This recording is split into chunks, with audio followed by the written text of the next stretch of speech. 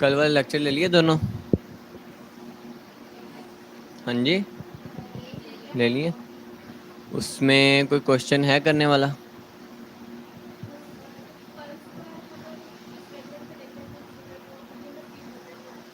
सही है, चलें उसको देख लेते हैं। और कोई क्वेश्चन?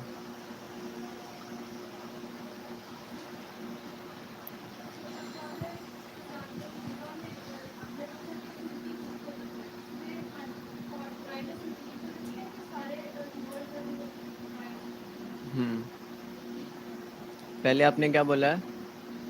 थोड़ा सा ऊंचा बोले।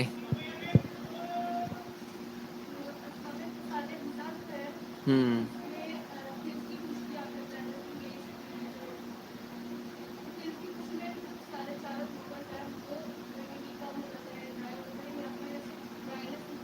सारे ह्यूमर्स कम हो जाते हैं। सारे ह्यूमर्स। हाँ जी। ड्राई, सारे सारे सारे ह्यूमर्स। मतलब हाँ ना, सारे ड्राई हो जाएंगे, मतलब फ्लूइड्स की वैसी कमी हो जाएगी ना। चारों ह्यूमर्स कम हो जाते हैं, इस वजह से वो हम उसको कहते हैं कि ये उसको न्यूट्रिएंट्स नहीं मिल पाते ना। क्योंकि हर ह्यूमर में कोई ना कोई ऐसा न्यूट्रिएंट, कोई मिनरल कोई पाया जाता है जो चाहिए होता है किसी न किसी ऑर्गन को। जब हम बात करते हैं ना ओवरऑल, वो उसको क्या कहते हैं, माल न्यूट्रिशन की, तो उसमें यही होता है कि सारे ह्यूमर्स की उसको न्यूट्रिशन की कमी होती है। वो हमने आगे डायग्नोस करना है कि उसको सारे ह्यूमर में से किस ह्यूमर की कितनी कमी है, मतलब किस ह्यूमर की जो है ना क्वालिटी उसकी डिस्टर्ब है, मतलब। ठीक है। पल्स के उस वीडियो लेक्चर में कितने पैरामीटर्स थे वो बताइएगा।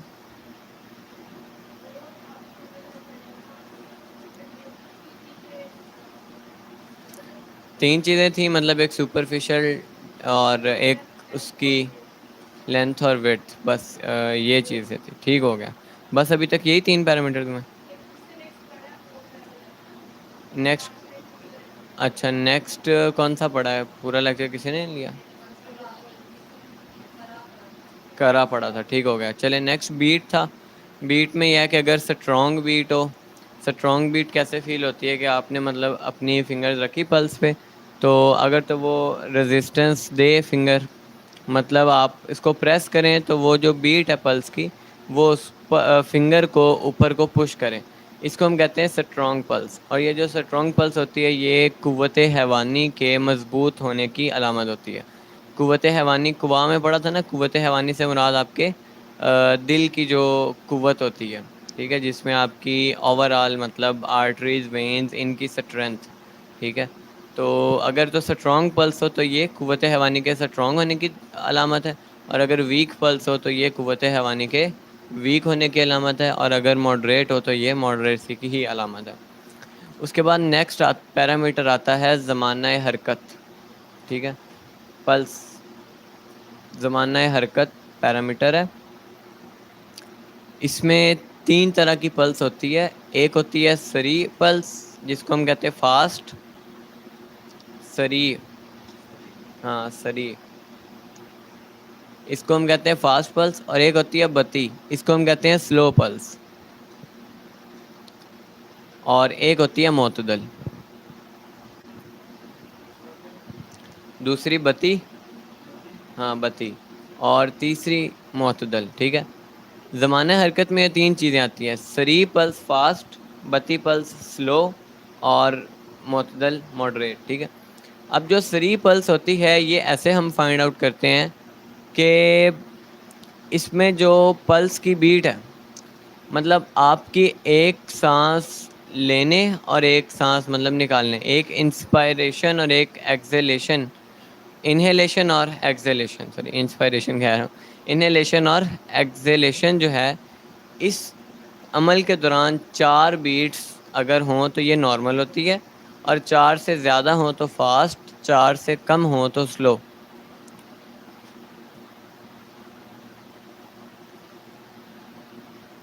बाकी इसमें और स्पीड का वो भी आ जाता है कि 60 से 74, ये अडल्ट्स में, यंग्स में जो है ना, ये नॉर्मल रेट होता है 60 से 74। और जो बूढ़े लोग होते हैं उनकी जो है वो कह लें 60 तक भी नॉर्मल होगी। और जो बच्चे होती हैं इनकी 74 से अबव भी चली जाए तो नॉर्मल होती है। वालेकुम अस्सलाम। अब जो सरी पल्स है, फास्ट पल्स है, ये डिनोट करती है कि हार्ट को ऑक्सीजन की ज़्यादा ज़रूरत है। और ऑक्सीजन की ज़रूरत ज़्यादा क्यों है? क्योंकि कार्बन डाइऑक्साइड की ज़्यादती है, मतलब ऑक्सीजन की कमी को शो करती है और कार्बन डाइऑक्साइड की ज़्यादती को शो करती है फास्ट पल्स। और जो स्लो पल्स है ये इसका ऑपोजिट है, ठीक है। ये इसका ऑपोजिट इस सेंस में है कि इसमें ऑक्सीजन का लेवल पूरा होता है और कार्बन डाइऑक्साइड सही से मतलब नहीं आउट हो रही होती बॉडी से, लेकिन उसकी ज़्यादती नहीं होती, मतलब साथ साथ आउट होती रहती है, लेकिन पहली कंडीशन की तरह नहीं होती कि बहुत ज़्यादा ज़्यादती हो जाए उसकी। और तीसरी मोतदल, मोतदल जो है मॉडरेसी को ही शो करती है, ठीक है। और उसके बाद नेक्स्ट पैरामीटर आपके पास आता है पल्स का। पल्स की जो आपकी आर्टरी है उसकी कंसिस्टेंसी, मतलब ये कि वो हार्ड है या सॉफ्ट है, ठीक है, या मॉडरेट है। अब पल्स के हार्ड होने का या सॉफ्ट होने का या मॉडरेट होने का कैसे पता चलता है? कि आप आर्टरी पे जब फिंगर प्रेस करेंगे तो अगर तो ये आपको हार्ड फील हो, मतलब ड्राई ड्राई फील हो, जैसे वो लकड़ी होती है ना, बिल्कुल वैसे फील हो, तो इट डिनोट्स ड्राइनेस, कि बॉडी में ड्राइनेस हो गई है। और अगर तो पल्स आपको प्रेस करने से इजीली प्रेस हो जाए, सॉफ्ट है, ठीक है, तो इसको हम कहते हैं ये वेटनेस की ज़्यादती है। और तीसरा मॉडरेट लेवल।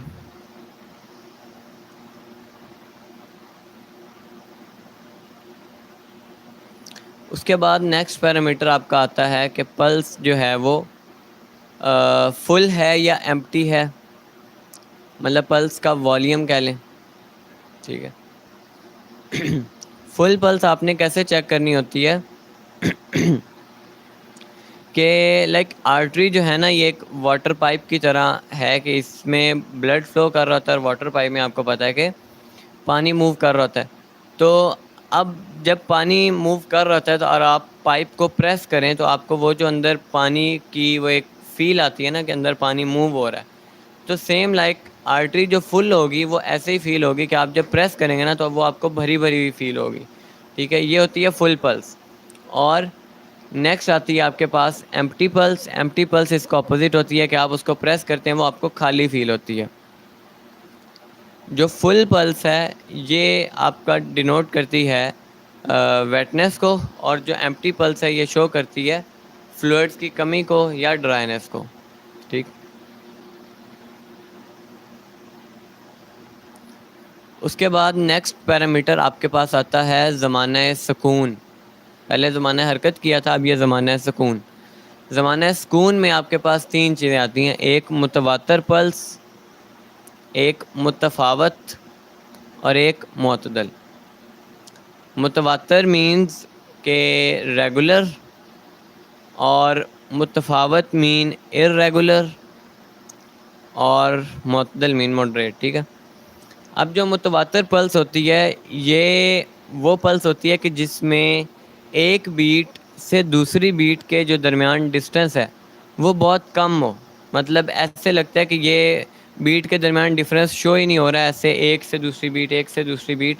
तो ये एक बीट से दूसरी बीट के दरमियान का जो डिफरेंस होता है ना वो उसको हम कहते हैं ज़माना सुकून, ठीक है, जो पॉज फेज होता है। अब वो अगर तो थोड़ा हो, बहुत कम हो, तो उसको हम कहते हैं मुतवातर पल्स। और अगर वो यानी ज़्यादा हो उसको हम कहते हैं मुतफावत पल्स। और अगर मॉडरेट हो तो वो मॉडरेट होता है, ठीक है। वो अब जो मुतवातर पल्स है ये शो करती है बेसिकली आपके एक तो ये कि हॉटनेस को और ड्राइनेस को, और जो मुतफावत है ये वेटनेस को शो करती है और कोल्डनेस को शो करती है। और जो मॉडरेट है ये इसका मॉडरेट नहीं होता, ठीक है, ये मॉडरेट इसका मुतदल नहीं होता, इसको आप मुतदल को स्किप कर दें, ठीक है। ये मुतवातर होगी या मुतफावत होगी, ठीक है। अब ये हमारे पास टोटल कितने 6 पैरामीटर्स हो गए या 7? 6 हुए। सातवां लिख लें पल्स का टेक्सचर। उसमें आपने चेक करना है कि पल्स हॉट है या कोल्ड है। ठीक है, मतलब ये ऐसी है कि आप एक चीज़ को हाथ रख के चेक करते हैं कि ये गर्म है या ठंडी है। तो इसमें आपने आर्टरीज को जब 32 बीट्स तक ऑब्ज़र्व करना है, तो जो उसका टेक्सचर होगा वो आपके फिंगर पे आपको फील होगा। अगर तो वो हॉट होगी तो आपके फिंगर्स पे भी हॉटनेस की सेंसेशन आएगी, और अगर वो कोल्ड होगी तो आपके फिंगर्स पे कोल्डनेस की सेंसेशन आएगी। तो ये हॉट और कोल्ड, तो हॉट और कोल्ड अपनी रेलेवेंट क्वालिटीज़ को शो करती है। अगर हॉट पल्स हो तो ये हॉटनेस को शो करती है, और अगर कोल्ड पल्स हो तो ये कोल्डनेस को शो करती है। ये टोटल 7 पैरामीटर्स हैं जो हमने पल्स में चेक करने होते हैं। अब बात करते हैं इनकी मेटाफिज़िक्स की कि ये पल्स हार्ड है, तो इसके पीछे वजह क्या है, मतलब इसके पीछे वजह हमने अभी लिखी भी है, तो वो वजह कैसे है।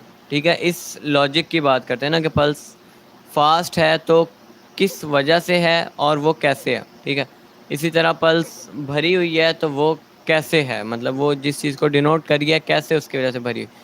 तो मेटाफिज़िक्स यही होती है कि नॉलेज ऑफ जो आपकी कॉजेज़ हैं उनका नॉलेज जो है वो आपका मेटाफिज़िक्स कहलाता है। ठीक है,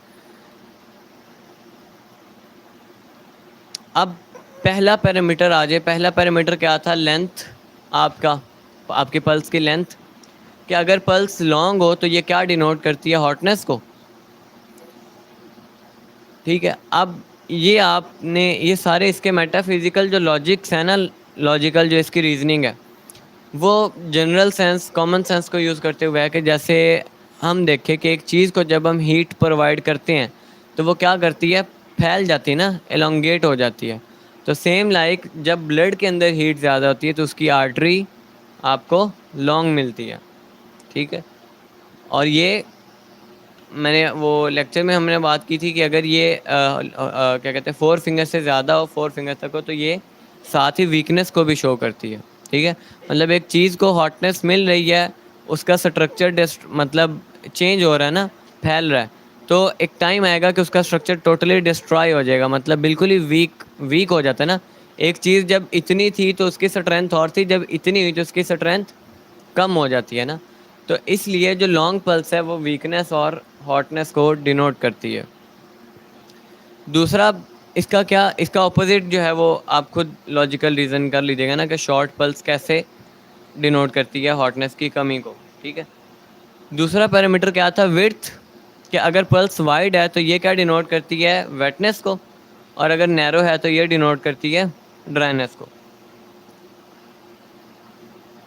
यही पैरामीटर है ना।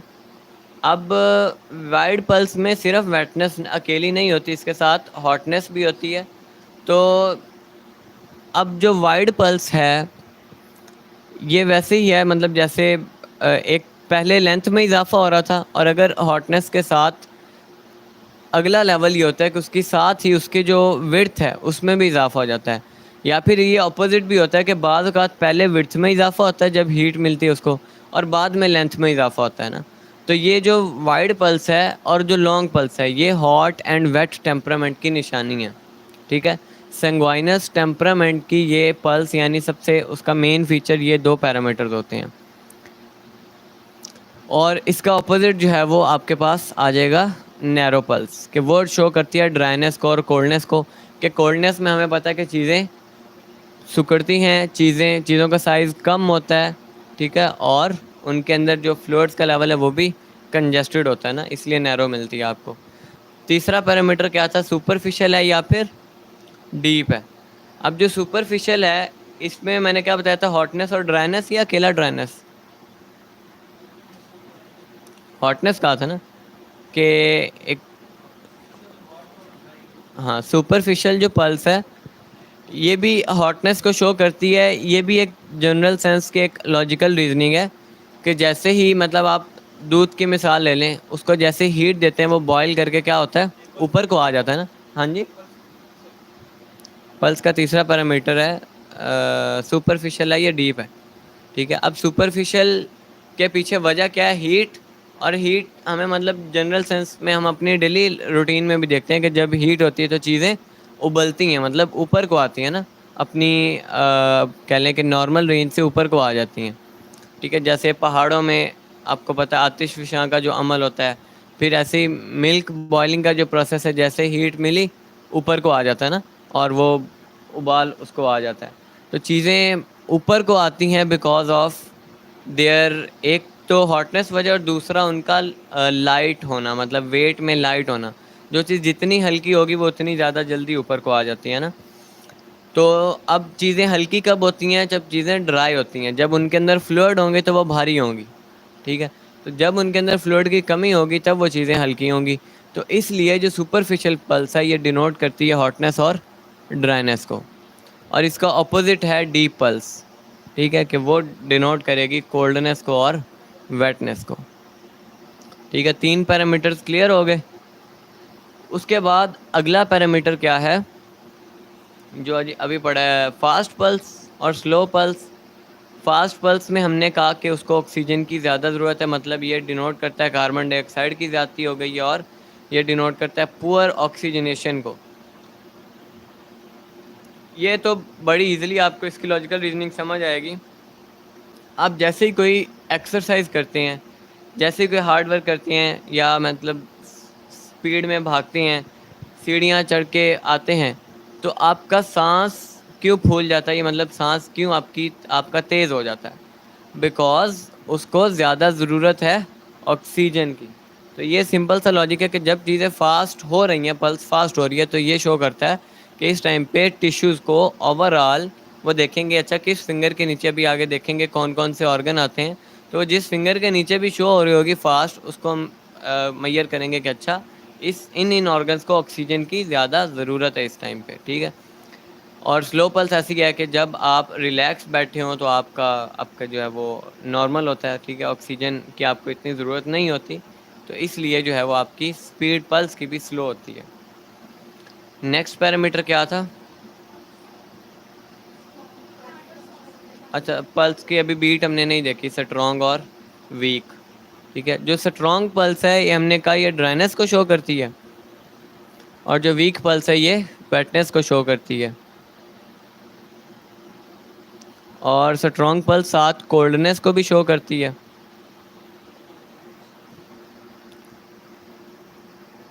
और एक्सट्रीम हॉटनेस को भी शो करती है।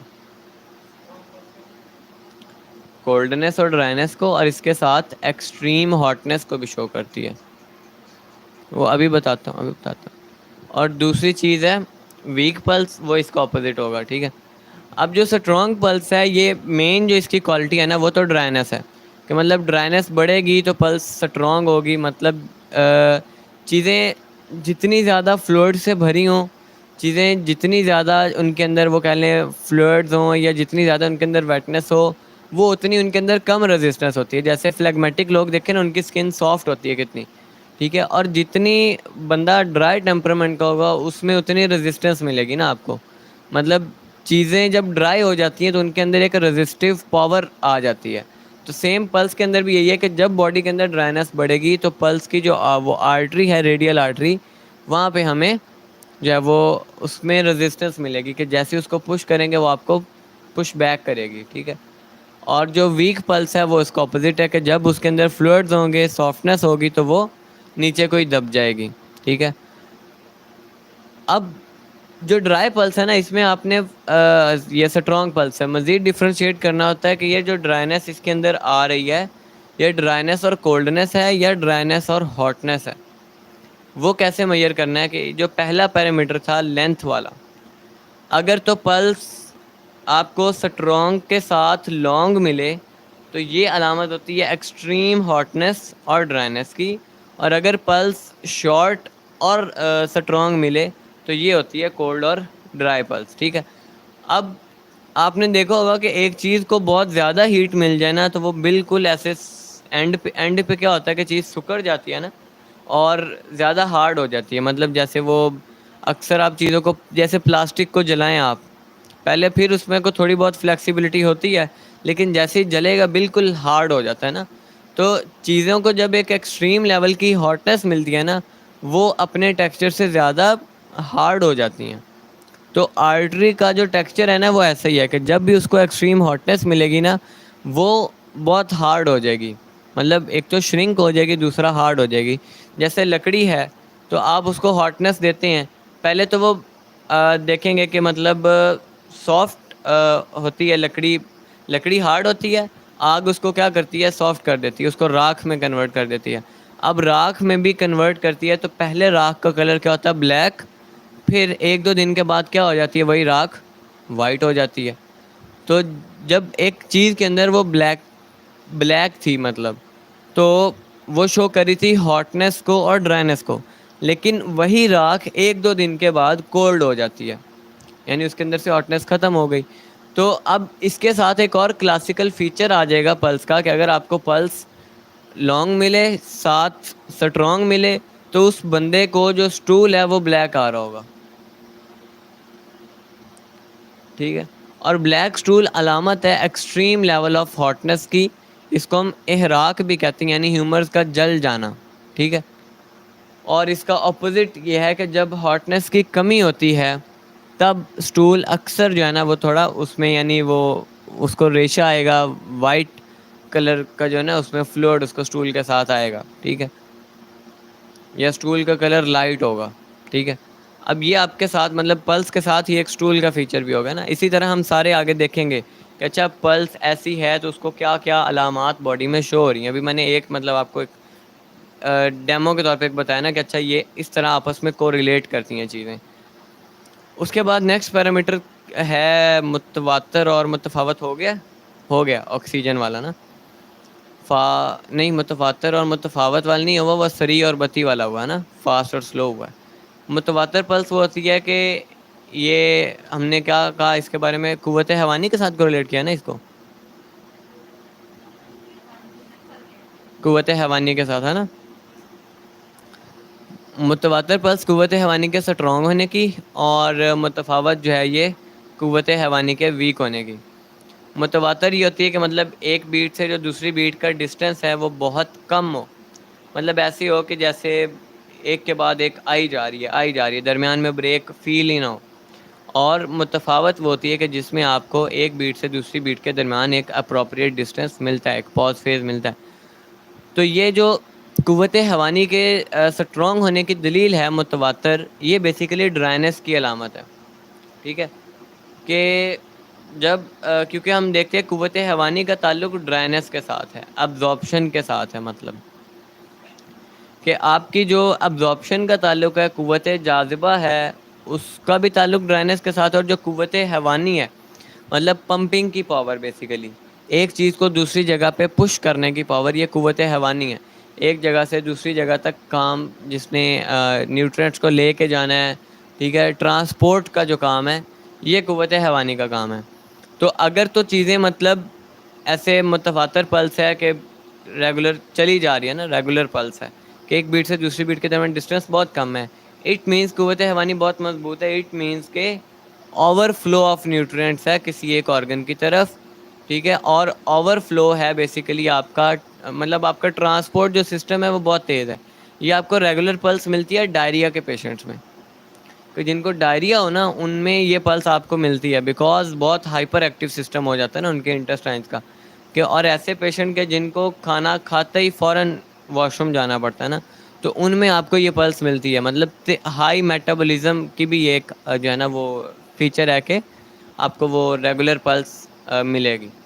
और इसका ऑपोजिट जो है वो यानी बहुत ज़्यादा स्लो पल्स का होना, मतलब एक बीट से दूसरी बीट के दरमियान एक डिस्टेंस आपको फील हो, ये शो करता है कि बहुत ज़्यादा सुकून हुआ है, ट्रांसपोर्ट नहीं हो रही चीज़ें, कुव्वत हवानी वीक हो गई है, ब्लड सही से पंप नहीं हो रहा, इस वजह से वो अपने ऑर्गन्स तक सही से न्यूट्रिएंट्स लेके नहीं जा रहा, ठीक है। वो जब एक ब्लड सही से पंप ही नहीं हो रहा तो उसमें न्यूट्रिएंट्स भी हैं, हार्मोन्स भी हैं, हर चीज़ ब्लड के अंदर है, तो यानी उसकी ओवरऑल बॉडी सुस्त हो जाएगी जब कुव्वत हैवानी सुस्त होती है। इसलिए हम कहते हैं कि कुव्वत हैवानी जो है ना यही मेन कुव्वत है। जब तक ये कायम रहे तो आपकी लाइफ की एक्टिविटीज़ चलती रहती हैं, जैसे ही ये वीक हो ना आपकी इम्यूनिटी दो ओवरऑल बाकी दोनों कुव्वतें भी, कुव्वत तबई भी और कुव्वत नफसानी भी, वो दोनों भी वीक होने लग जाती हैं जब कुव्वत हैवानी वीक होती है। वो इसीलिए कि कुव्वत हैवानी एक्चुअल में आपकी ट्रांसपोर्ट की पावर है, आपकी पंपिंग जो हार्ट की पंपिंग पावर है वो कुव्वत हैवानी है। जैसे ही वो वीक होगी तो आपके दोनों सिस्टम वीक हो जाते हैं। उसके बाद नेक्स्ट पैरामीटर क्या था, हार्ड और सॉफ्ट। ये लॉजिकल, ये भी सिंपल लॉजिक है कि हार्ड कब है, जब ड्राई है, और सॉफ्ट कब है, जब वेट है। ठीक है। और वो हमें पता है कि चीज़ें जब सॉफ्ट होती हैं, मतलब उनके अंदर वेटनेस होती है, वो सॉफ्ट होती हैं, और जब उनके अंदर डिप्लीशन ऑफ फ्लूइड्स होगा तो वो हार्ड होंगी। और इसी तरह और कौन सा पैरामीटर, टेक्सचर रह गया। वो भी हमारी कॉमन सेंस की बात है कि ज़ाहिर बात है अगर चीज़ के अंदर गर्मी है तो उसका टेम्परेचर भी गर्म होगा। ठीक है। ख़त्म हो गए पैरामीटर्स, उनकी हर एक की हमने वो रीजनिंग भी देख ली। अच्छा ये क्यों है, इसमें कोई क्वेश्चन? हाँ, पल्स की पोजिशनिंग देखें। एक फर्स्ट सबसे पहले आपका जो हैंड है ये होना चाहिए लेटरल पोजीशन में, ना प्रोन हो और ना सुपाइन हो। ठीक है। ये सुपाइन और ये प्रोन, मतलब ना आपकी सुपाइन पोजीशन हो, ना प्रोन पोजीशन हो, लेटरल पोजीशन हो जिसे हम सलाम लेते हैं। पहली बात। दूसरी बात ये कि जो आपकी पल्स है वो स्टार्ट होती है सेम, जैसे ये थंब है, यहाँ पे ये बिल्कुल ये जो जॉइंट है, ठीक है, यहाँ पे फर्स्ट फिंगर आपने प्लेस करनी होती है, यहाँ पे। ठीक है। कुछ लोग करते हैं यहाँ पे, वो इनकी गलत हो जाती है। बिल्कुल ये जॉइंट है, इसके बिल्कुल साथ ये आपकी फर्स्ट फिंगर है, देन सेकंड फिंगर है, देन थर्ड फिंगर है, देन फोर्थ फिंगर है। और ये आपने इसी ऑर्डर में रखना है, यानी राइट हैंड की लेफ्ट हैंड से चेक की जाती है और लेफ्ट की राइट हैंड से चेक की जाती है। अब ये आपका मतलब ऐसे होना चाहिए, ऐसे। ठीक है। ये आपका पेशेंट आया, आपके ऐसे टेबल पे उसका हैंड रखा हुआ, लेटरल पोजिशनिंग है, आपने उसकी पल्स चेक करनी है लाइक दिस। फर्स्ट फिंगर सबसे पहले आनी चाहिए, index finger, then middle, then third and then fourth. ठीक है। और चारों फिंगर ऐसे नहीं कि आगे पीछे हो, मतलब जैसे ये है ना तो मैं इस तरह रख रहा हूँ, एक फिंगर पीछे है एक आगे है, तो आगे पीछे ना हो, इक्वल करके फिंगर्स को। ठीक है। इक्वल करके उसके बाद आपने चारों को प्लेस करना है। और प्लेस ऐसे करना है कि मतलब ये जैसे ये खड़ी हुई है ना फिंगर, ऐसे ऐसे नहीं कि मैं ऐसे रख रहा हूँ। ठीक है। बिल्कुल ऐसे स्टैंडिंग पोजीशन में आपके फिंगर्स होने चाहिए। ठीक है।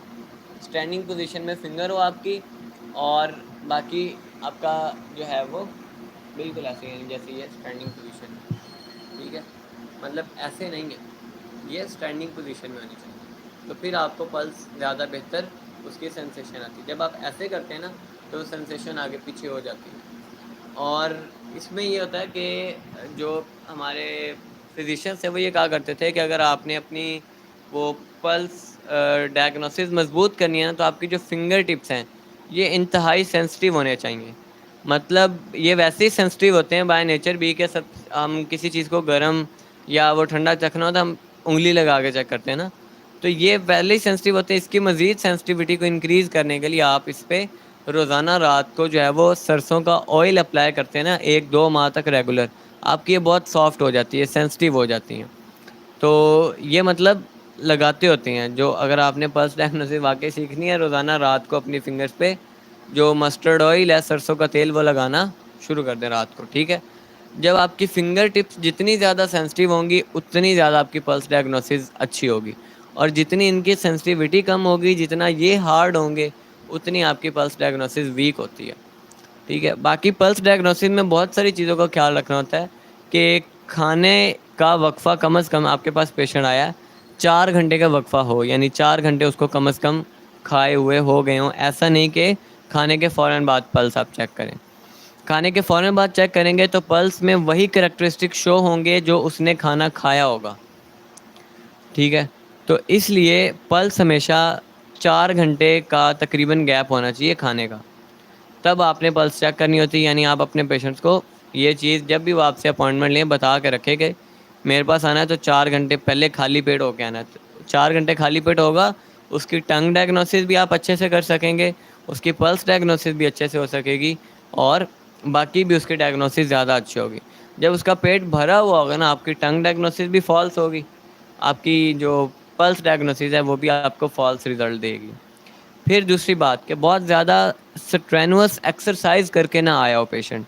ये ना हो कि वो जैसे मज़दूर हो, मज़दूर आपके पास आया अपना दिन का थका आ रहा, ठीक है, और रात को वो अपना चेकअप करवाने आया, तो उस टाइम आप उसकी पल्स आपको सही रिज़ल्ट नहीं देगी।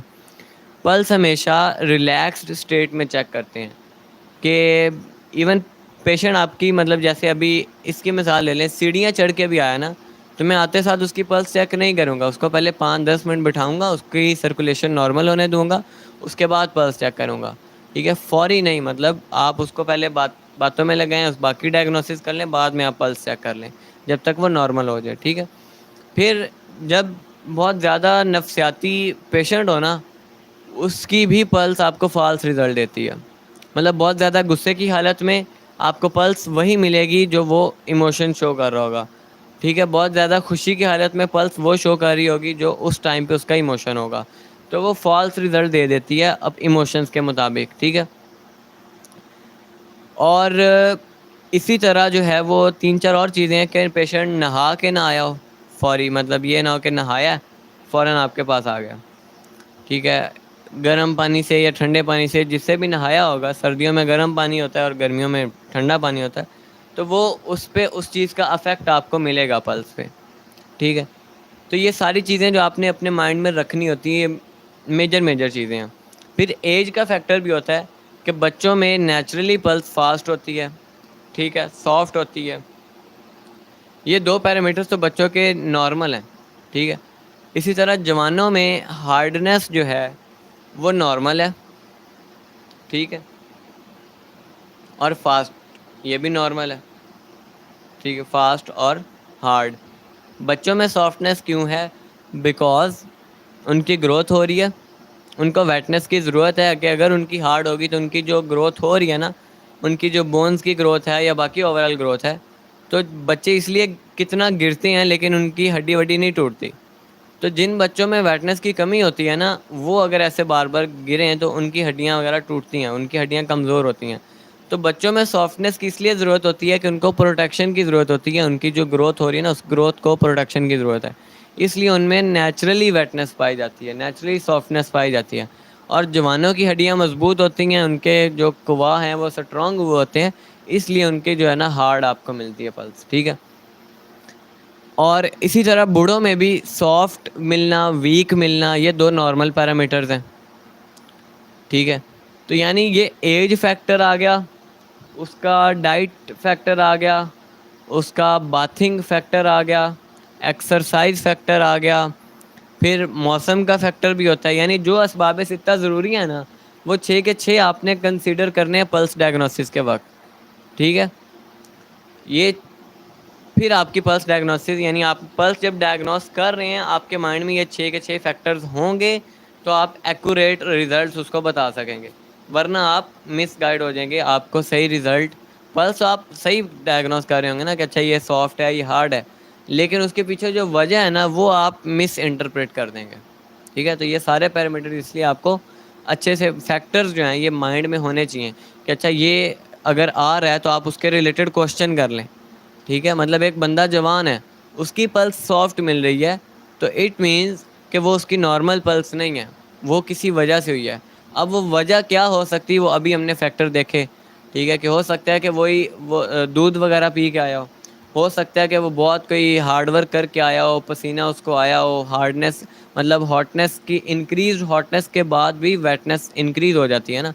तो कोई भी फैक्टर हो सकता है, डाइट फैक्टर हो सकता है, फिजिकल फैक्टर हो सकता है, मौसम का फैक्टर हो सकता है। जैसे ये मौसम है, इसमें हर बंदे की वैसे ही वेट आपको मिलेगी, अगर वेट नहीं मिल रही, ड्राई मिल रही है, तो ये भी इशू हो जाएगा। ठीक है, तो ये सारे फैक्टर्स आपके माइंड में होने चाहिए पल्स डायग्नोस करते वक्त, ताकि एक बंदे की आप नॉर्मल और अबनॉर्मल पल्स के दरमियान फ़र्क कर सकें, और आपका अपना टेम्परामेंट नॉर्मल हो, आपका अपना टेम्परेचर नॉर्मल हो। ये ना हो कि आपकी अपनी फिंगर्स की सेंसिटिविटी ख़राब हो, आपकी अपनी हिस्से ख़राब हो, और पेशेंट की आप पल्स सही से डायग्नोस नहीं कर पाएंगे। तो आपका अपना नॉर्मल होना सबसे मेन चीज़ है कि आप खुद नॉर्मल होंगे तो पल्स को नॉर्मल डायग्नोस कर पाएंगे। ठीक है, आपका खुद का अब नॉर्मल टेम्परामेंट होगा, तो अगर आपकी पल्स फास्ट है ना, आपको पेशेंट की पल्स भी फास्ट मिलेगी। आपकी पल्स स्लो है, पेशेंट की पल्स भी स्लो मिलेगी। इसलिए पहले आपने अपने आप को नॉर्मल करना है, फिर पल्स डायग्नोस करनी है। ठीक है, उसके बाद आता है, ये पल्स हमारी कंप्लीट हुई। पल्स के बाद अगली चीज़ पल्स डायग्नोसिस में हमने 6 स्टेट्स पढ़ी थी। ठीक है, नज़रिया मुफरद अदा की ना, कि पहली और छठी आसाबी, दूसरी और तीसरी उजलाती, और चौथी और पांचवी गुद्दी। ठीक है, यानी पहली और छठी का ताल्लुक फ्लैगम के साथ, दूसरी और तीसरी का ताल्लुक ब्लैक बाइल के साथ, और चौथी और पांचवी का ताल्लुक हॉट येलो बाइल के साथ। अब फ्लैगम वाली पल्स कैसे डायग्नोस होती है? अगर पल्स फर्स्ट फिंगर पे होगी तो इट ऑलवेज डिनोट कि ये फ्लैगमेटिक पल्स है फर्स्ट फिंगर पे।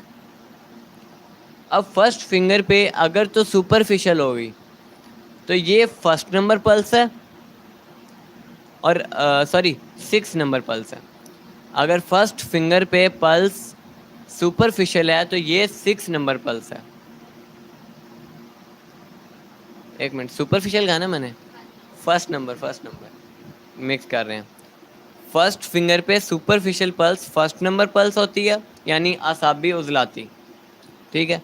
और अगर फर्स्ट फिंगर पे डीप पल्स हो तो ये शो करती है आपकी 6 नंबर पल्स को, यानी आसाबी गुद्दी।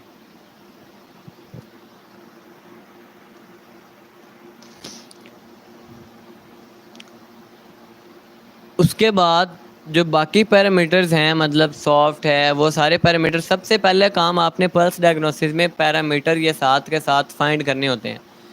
कम से कम 32 बीट्स होती हैं, कम से कम। लेकिन बिगिनर लेवल पे आपने कम से कम उसकी 70 बीट्स फील करनी है। 70 बीट्स आप उसकी, यानी 1 मिनट तक 2 मिनट तक सुकून से उसकी पल्स डायग्नोस करें।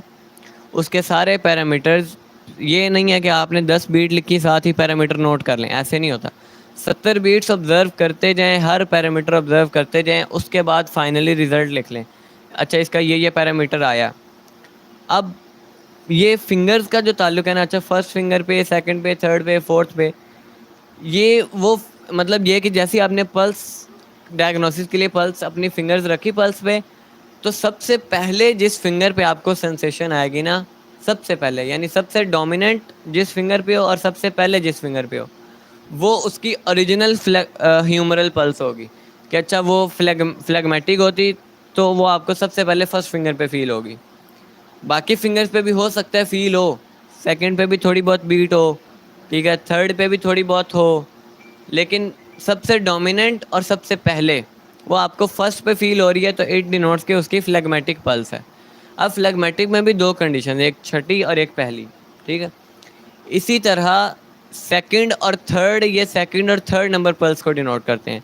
यानी अगर सेकंड फिंगर्स तक पल्स फील हो रही हो तो ये शो करता है ये ब्लैक बाइल वाली पल्स है, और सेकंड वाली पल्स है, यानी उजलाती आसाबी। 3 फिंगर्स तक फील हो रही हो तो ये शो करती है आपकी उजलाती गुद्दी। 4 फिंगर्स तक हो ये होती है गुद्दी उजलाती। 5 नंबर जो पल्स है ये होती है दूसरी और तीसरी फिंगर के दरमियान वाली पल्स, ठीक है। और छठी हमने कर ली है, ठीक है, छठी फर्स्ट फिंगर पे होती है।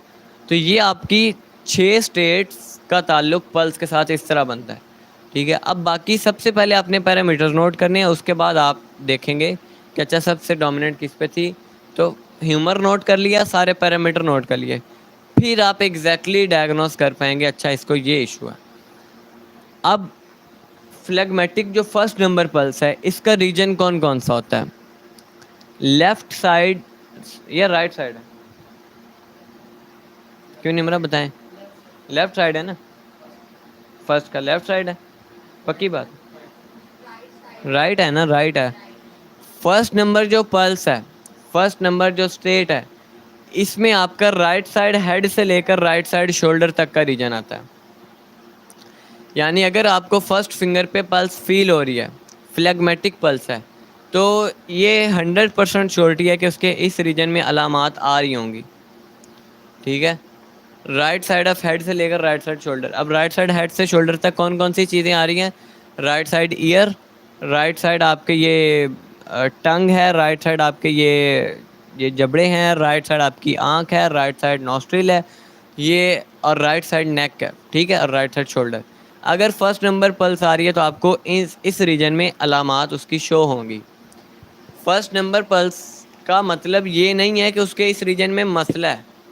बीमारी वो किसी भी वजह से हो सकती है, यहाँ पे हो सकती है, यहाँ पे हो सकती है, कहीं भी हो सकती है, लेकिन उसकी अलामात फर्स्ट नंबर पल्स में आपको यहाँ से यहाँ तक मिलेंगी, ठीक है। फर्स्ट नंबर फिंगर है तो अलामत यहाँ से यहाँ तक डोमिनेंट होंगी। वो डिजीज़ कोई भी हो सकती है, मैदे की हो सकती है, जिगर की हो सकती है, लेकिन उसकी अलामात यहाँ से यहाँ तक होंगी फर्स्ट नंबर की। बाकी भी जगहों पे हो सकती हैं, लेकिन सबसे मेजर ये। देन सेकंड नंबर जो पल्स है, ये राइट साइड शोल्डर से लेकर राइट साइड ऑफ स्टमक तक।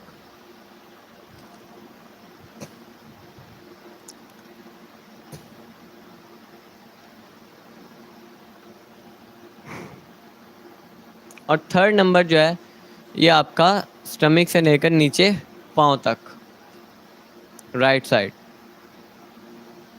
यानी इसमें आपका राइट साइड के रिप्रोडक्टिव ऑर्गन्स आ जाएंगे, राइट साइड लेग आ जाएगी, उसमें जॉइंट आपके जितने आ रहे हैं, मसल्स आ रहे हैं, वो सारे आ जाएंगे। 4 number pulse similarly opposite manner में आ जाएं। लेफ्ट साइड हेड से left shoulder 4 number pulse, left shoulder से सप्लीन तक 5 नंबर पल्स, और लेफ्ट सप्लीन से आगे नीचे पाँव तक ये आपकी 6 नंबर पल्स। यानी इसकी अलामात इस स्टेट की इस रीजन में आ रही होती हैं। तो इससे आपको एक जनरल ओवर भी मिल जाएगा कि आपने पल्स डायग्नोसिस कर ली, फ्लेगमेटिक है, फर्स्ट फिंगर पे है, सुपरफिशियल है, it means first number pulse है। तो उसके आप पूछेंगे जब, तो उसको ये यहाँ से यहाँ तक इशू कोई ना कोई होगा। आप कहेंगे उससे कि आपके दाएं साइड पे कान में या नाक में या आँख में या सर में कोई मसला तो नहीं है या मुंह में, तो वो आपको बताएगा। ठीक है, इसी तरह सेकंड, थर्ड, फोर्थ, 5, 6 ये 6 स्टेट्स और इनकी एनाटॉमिकल लोकेशंस ये आपको सिम्टम्स शो कर रही होती हैं। यानी इसको अब आप इस एंगल से देखें कि फर्स्ट नंबर जो स्टेट है उसका टेम्परामेंट क्या बनता है, वेट एंड कोल्ड। यानी वेटनेस और कोल्डनेस सबसे ज़्यादा आपके राइट साइड हेड से लेकर राइट शोल्डर को अफेक्ट करता है। और इसी तरह आपका सेकंड नंबर है ड्राई एंड कोल्ड, ये आपका शोल्डर से स्टमक तक को। इसी तरह नेक्स्ट थर्ड है आपका ड्राई एंड हॉट, ये आपका ये स्टमक से नीचे तक हो। अब ये अभी जो पिछला सीज़न गुजरा है अभी महीना पहले का, वो ड्राई और हॉट था। उसमें ज़्यादातर इश्यूज भी ये इंटेस्टाइनल आ रहे थे या स्टमक से नीचे नीचे वाले हिस्से के थे। ठीक है, यानी उसके येलो बाइल वाले इश्यू ज़्यादा आ रहे थे। मतलब है तो ब्लैक बाइल वेल पल्स, लेकिन इसमें जो 3 नंबर होती है इसमें येलो बाइल भी साथ साथ प्रोड्यूस हो रहा होता है, सिक्रीट नहीं हो रहा होता है। जो मैकेनिकल और केमिकल का मैंने बताया था ना आपको कि 1, 3, 5 और 2, 4, 6। 1, 3, 5 कौन सी थी, मैकेनिकल, और 2, 4, 6 कौन सी थी, केमिकल। अब 1 जो है ये फ्लैगम की कह लें कि वो उसकी है मैकेनिकल, और 3 जो है ये येलो बाइल की मैकेनिकल है, और जो 5 है, सॉरी 1 ब्लैक बाइल की। हाँ जी, 135 केमिकल है। नहीं, करेक्ट मैंने कैसे करवाई थी, मशीनी। 135 मशीनी का मतलब मैकेनिकल होता है ना। करेक्शन मैंने जो करवाई थी वो मैंने क्या कहा था, 135 केमिकल है।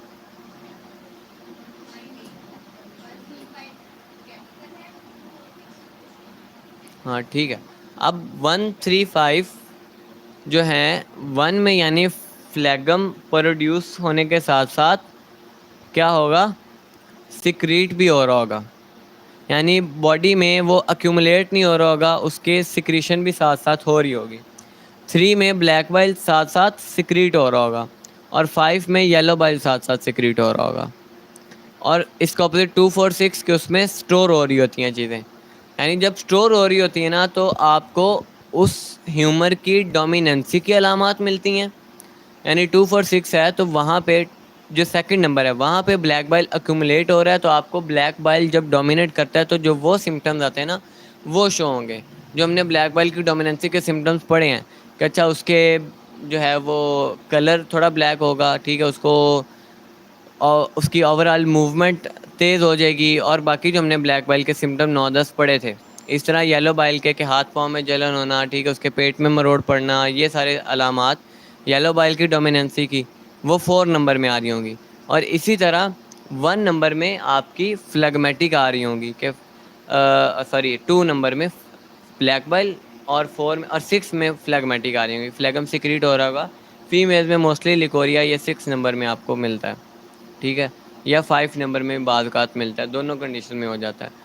तो अब जो जिसमें सिक्रीट हो रहा है ना, उसमें उस ह्यूमर की डेफिशिएंसी की अलामत होंगी, और जिसमें स्टोर हो रहा है उसमें उसकी डोमिनेंसी की अलामत होंगी।